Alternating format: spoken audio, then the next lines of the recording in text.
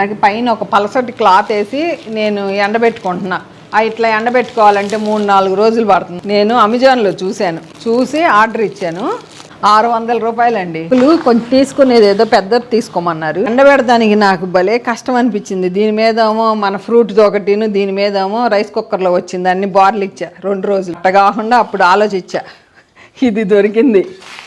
ఎంత బాగుందంటే డాబా మీదకి వెళ్ళి ఎండబెట్టుకుందాం.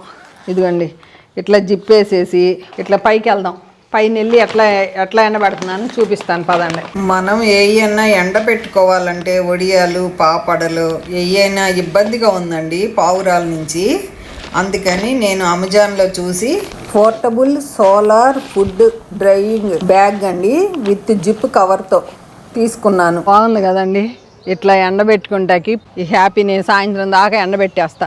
ఇట్లా 2 రోజులు ఎండబెట్టుకున్నాను అనుకోండి, ఇంక పురుగు పట్టదు.